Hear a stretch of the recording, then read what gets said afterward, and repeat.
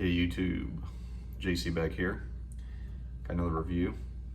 This time it's a straight Virginia, and this is a good one. This is one I really enjoy. Don't enjoy many straight Virginias anymore, to be honest with you. But probably saw in the description, Wessex campaign. This one's from 22, so it's got about 3 years of age on it. A little over, maybe 3.5, I guess it would be now. If that, whatever. But anyways, it's pretty tasty. I looked up the blend before I got on here just to see what it was, you know, what components it was. And it is a straight Virginia, just to make sure, because a lot of straight Virginias will bite you. This one doesn't. But it's got some type of quality to it, to me. I don't know whether it's a topping. I don't think it is. I think it's just the type of way they process it, and the type of maybe tobacco they use, because I'm looking on the back here, it says 15.8 domestic, 84% foreign. Well, this is made by K&K, so I guess foreign to them maybe would be United States, because this is a German company. I don't know. But again, this is a, I didn't say, being from 2022, I'm sure this is,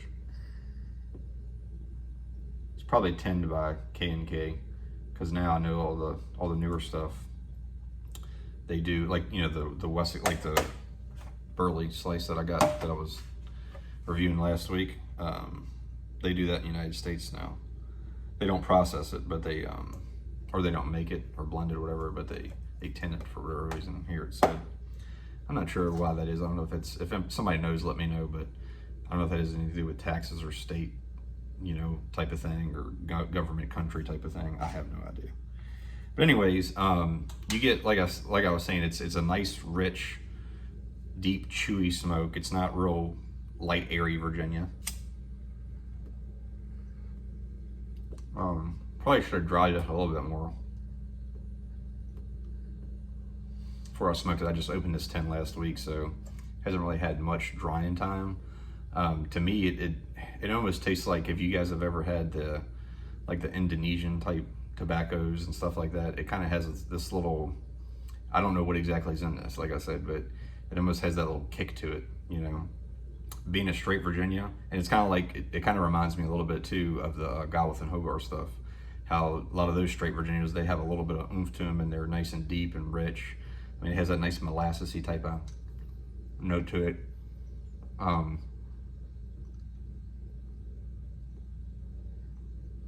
But yeah, dark, rich, deep molasses, got some dark fruit in there.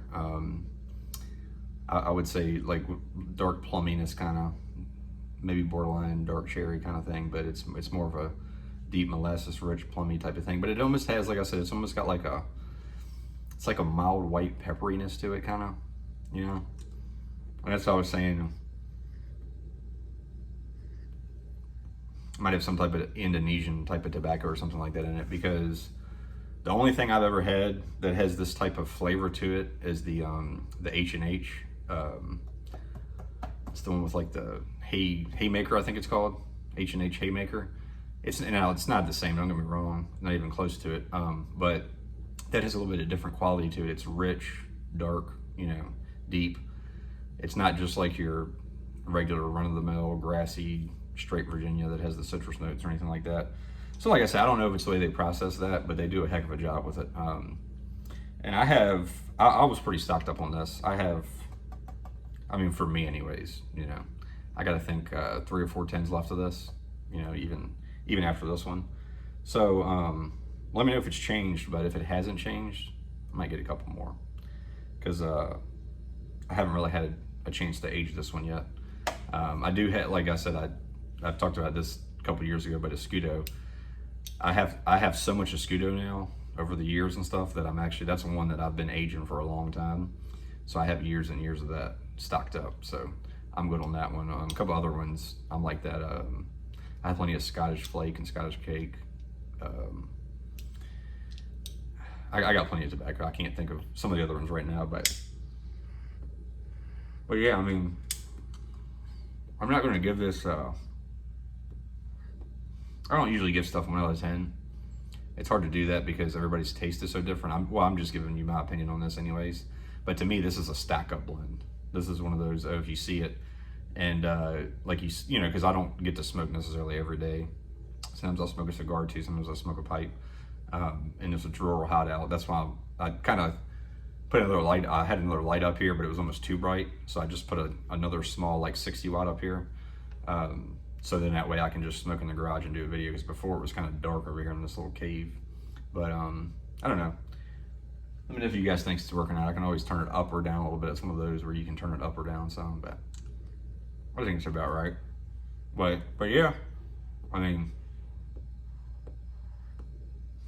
trying to pick out, you know, more flavors in it, but it's not really anything but that really popping out. But it's, I will say this, it's more complex than it is subtle. The nuances, you know, per se, I mean, I could sit here and kind of make up stuff, kind of, you know, so to speak, or be like Shane Ireland and, you know, it's got a little bit of this nutmeg or whatever in it, you know, but it's like, to me, it's a rich tobacco. It's got nice flavor to it. Smoke's pretty cool. I wouldn't say there's zero tongue bite, but it's very, very little. I mean, you don't have to really worry about smoking it too fast or anything like that. And it's got, you know, for a straight Virginia to have this kind of body and a little bit of strength, I wouldn't call it a mid or anything like that, but it's below medium, so maybe a 4 out of 10 as far as strength goes. Flavor, it's right in the middle kind of, but like I said, it's just got this nice, to me, the prevalent flavor, and I'm getting that the whole time I'm smoking it. Just this nice, rich, molassesy type of flavor. Almost kind of reminds me of like almost like a Navy-ish flake, like I can't think what it's called now. It's the one that comes in the plug, Salty Dogs. Kind of has like a salty dog-ass kind of quality to it. Oh, I didn't even show you guys what it looked like, but it's a 10. Yeah, you'll see if you haven't had this one.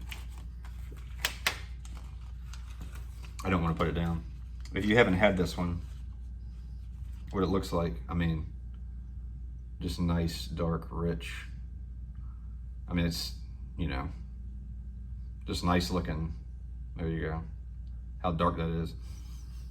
And I mean, it just smells, you know, it just smells nice and rich. So anyways, this is obviously a win for me. I had a bunch of tobaccos lately that I reviewed. Well, the Wessex I kind of didn't really review it, but tobaccos I didn't really care for, and I got a couple other that I'm smoking on that aren't really a huge fan of, to be honest with you.